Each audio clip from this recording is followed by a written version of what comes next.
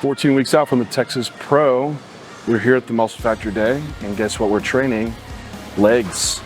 And why that is good news, if you listen to my last video, I did hurt my hip, which ended up being probably a little tweak to my iliacus muscle, or iliopsoas, don't really know exactly which one but after going to rehab with my Dr. Justin Reyna, my sports chiro, and getting a lot of tissue work done. This was last Thursday.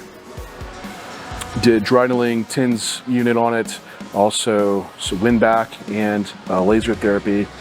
Next day, Friday, was a little worse, and then Saturday I woke up, it's like 95% better.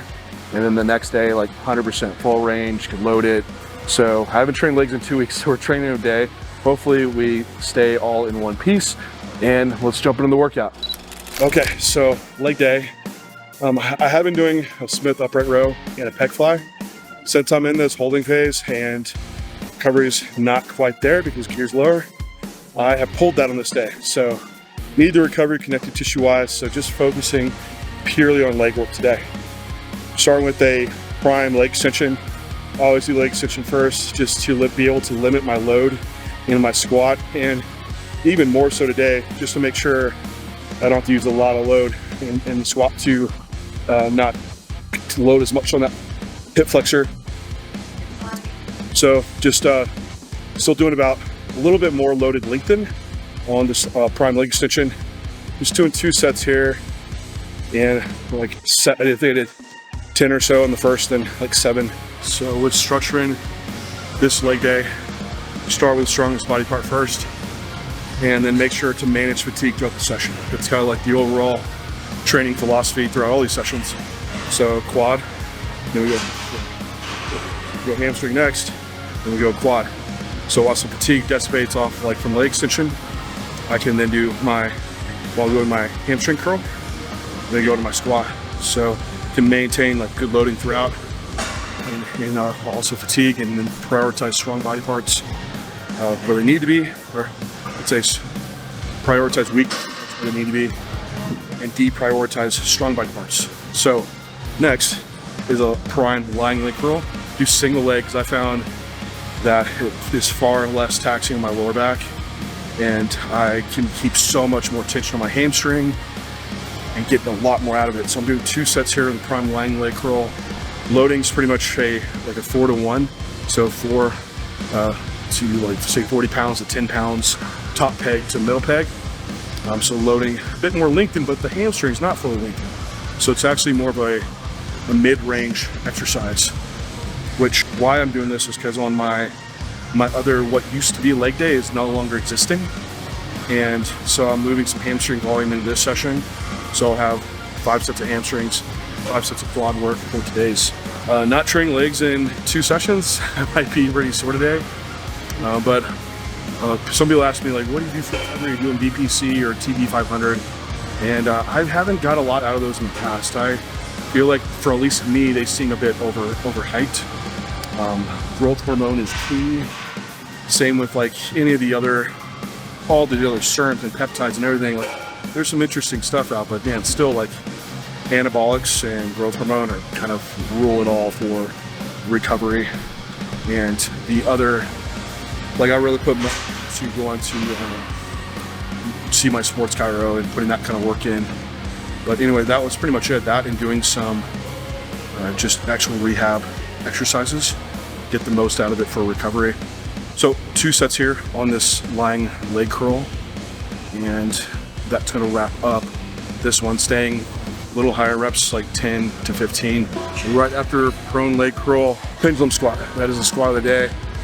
Last leg session, I was doing a Rogers. I was rotating them, but I think the Rogers will be a little bit requiring too much of hip stabilization. So do something back braced here, and pendulum has been in the rotation for a while, and is a well braced movement. So just work up with this one, just moving a plate up at a time, a few reps with each of those sets till I build up to our first work sets here. So it looks like Renee texted me. She said burgers and fries tonight, which for us, last Friday we made like just baked potatoes cut into a fry shape, and also just some ground beef. And I used my sourdough bread for a burger. It didn't look like much of a burger, so that's a burger night.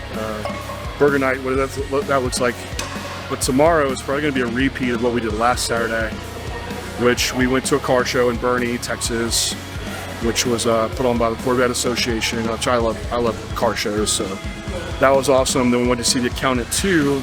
They had sushi before, and the Count at 2, super fun movie. We loved it. I actually liked it more than Sinners, so check it out if you haven't. Tomorrow, now we're gonna do the same thing. There's an exotic car show we're gonna do, which what's been on my mind a ton, and what I am gonna get it is a Gen 5 Dodge Viper, a GTS. The ACR is cool, but man, it's like a collectible, and it's like driving a race car. But at this point, for those cars, like, it's not one you're gonna want to put a bunch of miles on. I want to drive cars when I have them. So, but right now I have a real car problem. Like, we'll have the 78 Bronco, the 68 Fastback. We have our BMW. Renee wants a motorcycle, an Indian Scout Bobber. So that's on our list. And now this Dodge Viper, which I want in Skylar Red. So if you don't know what I'm talking about, look it up. Skylar Red Dodge Viper Gen 5. It's a sick car. Hard to get them, but I'm on the hunt for one. So that and lifting is all that's on my mind. So we'll keep warming up here. 1 set down on the Pendulum, 2 more to go. You've never used the Arsenal Pendulum. It is a beast. Very heavy piece of equipment. So you can't load it like an Atlantis or some of the other Pendulums, but this is a good load that I'm at. This is 225, so 545s. I've done this in a quarter for a few less reps, but looking back, this is a match for me. So really good, and being extremely mindful and slow, controlled, to just brace that hip as much as I can. And great quad stimulus. Cardiovascular wise, it's just taxing. So 2 more sets, and with this one I'll hit something higher in my first set. I usually like squatting above 10. Trust me, I'd love to go lower, but from a safety perspective, I go a little higher, stay with the same load, and then I just let the reps ride. So if I hit like 9 and 7, that's fine. But what I want to do is go even heavier in weight and start with 7, then like back off from the weight as I come down. And so just a little bit more joint friendly, starting on the higher end of the rep range. If I'm getting back to this and like the injury happened or feeling beat up, I'll go even higher. I'll go 15 to 20 reps on the first set. So rep ranges are just tools to work within the hypertrophy spectrum. Okay, Pendulum squat. From there, go to seated leg curl. So some general programming aspects is that train the muscles short or mid-range first in the session, then more lengthened stretch later in the session. So we have a leg extension, we have a prone leg curl, then we move to a squat and seated leg curl. So now we're training like the full range, loading the entirety of it. And so I'm moving to a more braced seated leg curl pattern, stretch position. It's easy to keep everything locked in and just pull everything else that I need out of the hamstring. So doing 3 sets here. What am I jamming to? Look, I have my headphones back.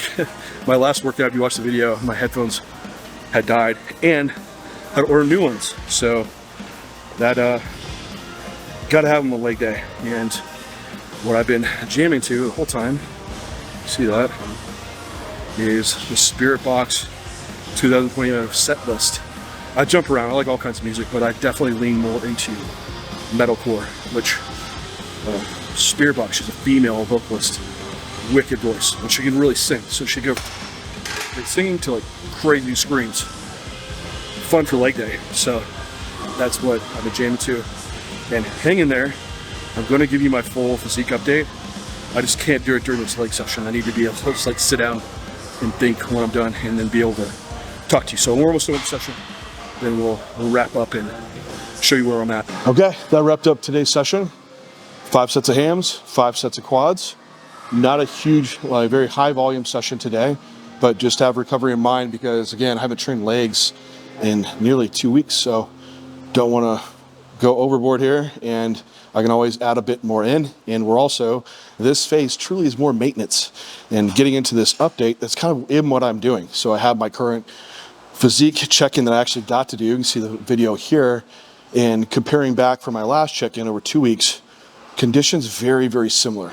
I am still ranging between 262 to 263 and just pretty much holding here. And it's nice because I look back today as well to when I was at this similar point with gear low. So I'm like three and a half weeks in from having gear down. And at this point last year, I was 251.